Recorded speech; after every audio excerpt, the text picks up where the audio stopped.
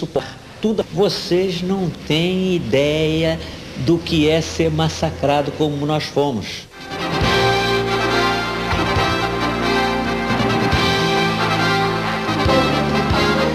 Nós estávamos sendo muito criticados, né? Era uma equipe mais rígida no tipo de marcação.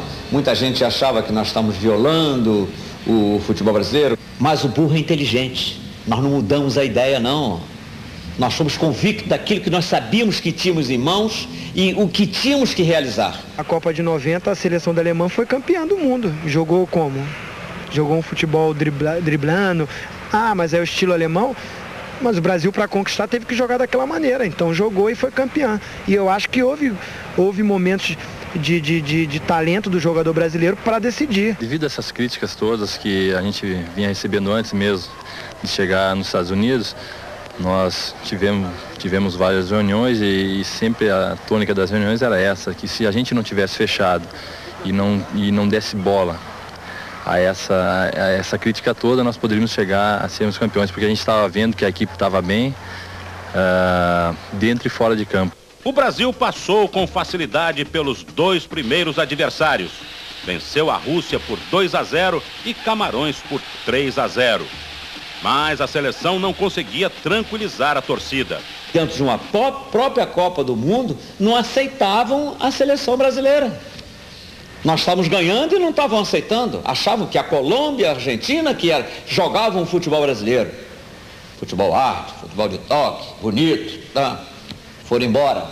Contra a Suécia, um susto. Pela primeira vez, o Brasil saiu em desvantagem. Romário garantiu o empate em 1-1.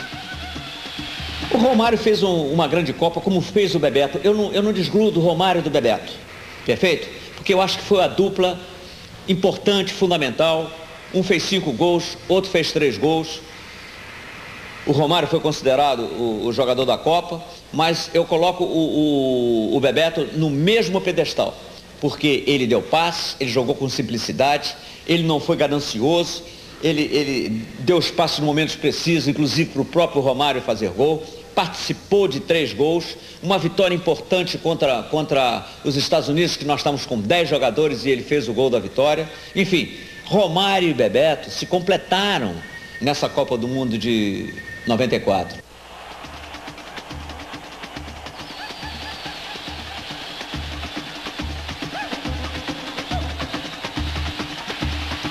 Estados Unidos foi um jogo chave, porque nós ficamos com 10 jogadores, jogando na data da independência dos Estados Unidos.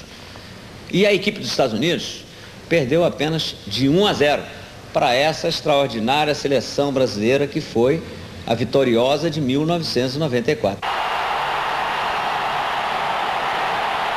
O melhor jogo da Copa, esse da Holanda, que definia a nossa continuação, e que eu estava tranquilo, e você também estava tranquilo, você deve se recordar, 1-0, 2-0, peraí que eu vou até ali na geladeira pegar um copo que eu vou tomar um whisky. Quando voltou estava 2-2, você entendeu?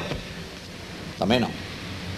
Tomamos um susto daquele. De repente aquele empate, era um momento que poderia haver um pânico, um desespero, e isso não aconteceu. Aí sim que a gente foi buscar essa nossa força, essa nossa união, e conseguimos fazer o 3º gol, e aí sim passarmos, aí a gente viu o caminho totalmente aberto. Tivemos aquela falta, o Branco lá de fora da área acertou aquela pancada, né? A bola bateu lá na trave esquerda do goleiro e foi se alinhar lá no ninho, naquele ninho gostoso, e que nos deu aquela vitória espetacular de 3-2.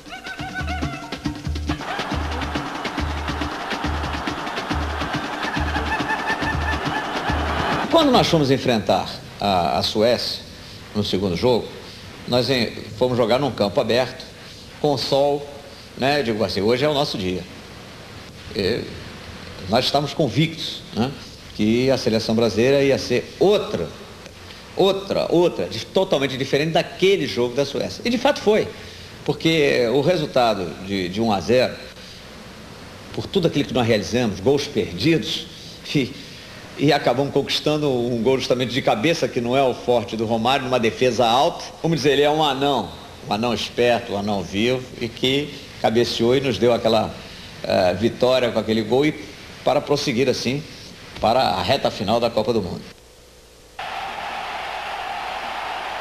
O jogo da Itália, por tudo aquilo que a própria Itália vinha realizando dentro da Copa do Mundo e pelo que nós vimos jogando, nós tínhamos uma confiança muito grande. Mas o destino, de fato, quis, né, que nós chegássemos a uma final no pênalti.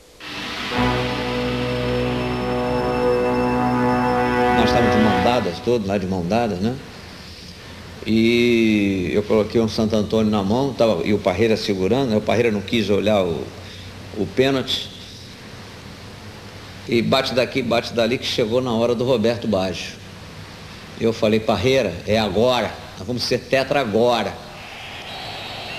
Quando foi o Baggio cobrar o último pênalti, aí sim que eu tive assim a certeza que eu iria pegar ou a bola ia para fora.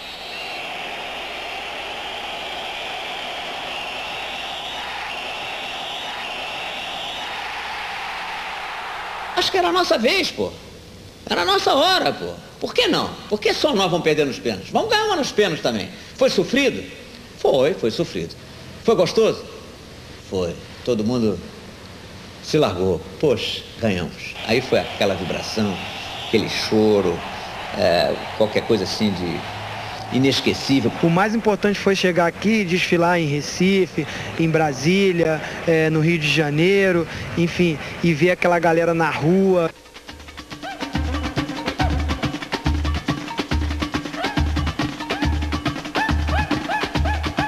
Daqui a pouco, o Brasil rumo ao Penta na França.